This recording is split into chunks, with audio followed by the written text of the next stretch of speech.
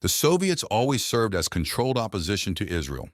This benefited Israel by giving them a dubious pretext for American financial and military aid as a supposed American ally against the Soviet Union.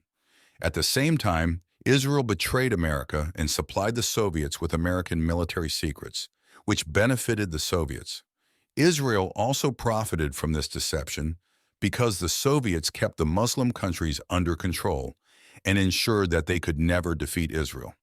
Vladimir Putin is heir to this deceitful legacy, and he is blackmailing the American government with threats of full-scale nuclear war if they do not continue to support Israel militarily, financially, and diplomatically against the best interests of Americans and humanity in general.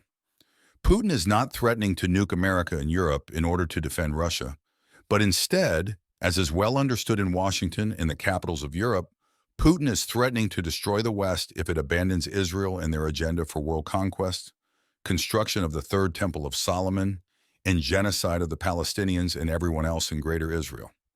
At the same time, Putin is setting the stage for the final apocalyptic conflict where East and West exterminate each other, leaving only Israel standing.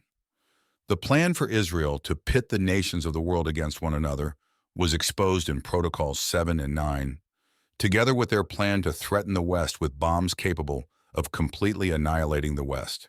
The American president and Congress and the leaders of Europe and European-based nations have been instructed that if they fail to comply with all of Israel's messianic designs, then Russia, China, and North Korea will unleash all of their nuclear weapons on the collective West.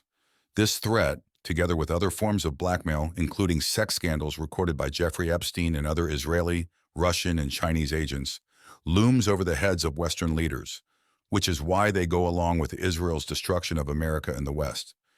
Protocol number 7, written some 20 years before the Soviet Union emerged, accurately captured their plans, as anyone familiar with world history in the 20th and 21st centuries will immediately recognize.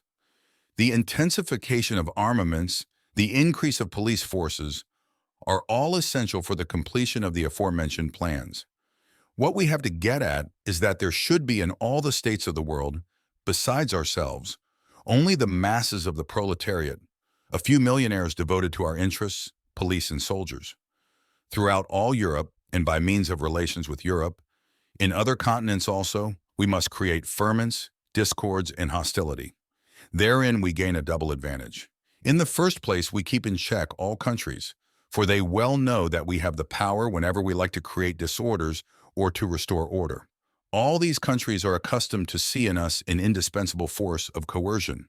In the second place, by our intrigues, we shall tangle up all the threads which we have stretched into the cabinets of all states by means of the political, by economic treaties, or loan obligations. In order to succeed in this, we must use great cunning and penetration during negotiations and agreements, but as regards what is called the official language, we shall keep to the opposite tactics and assume the mask of honesty and compliancy.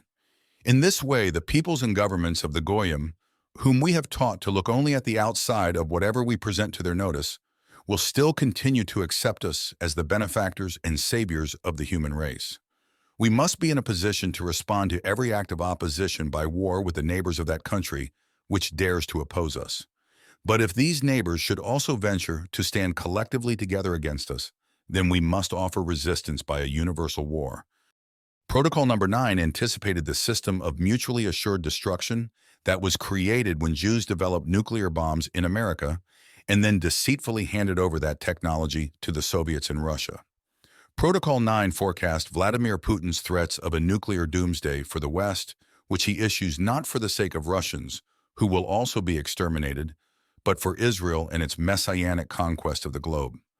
You may say that the Goyim will rise upon us arms in hand if they guess what is going on before the time comes. But in the West, we have against this a maneuver of such appalling terror that the very stoutest hearts quail.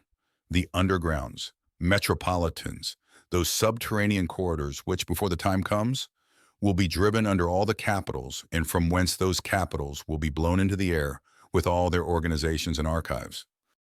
Putin is the Israelis' enforcer who not only keeps the Islamic world in check, but also threatens the West with extinction for the benefit of Israel.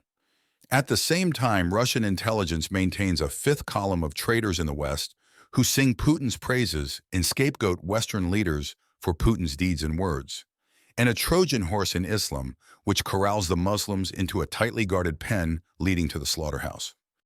Vladimir Putin is a KGB communist mimicking the words of Soviet Premier Nikita Khrushchev. "We will bury you."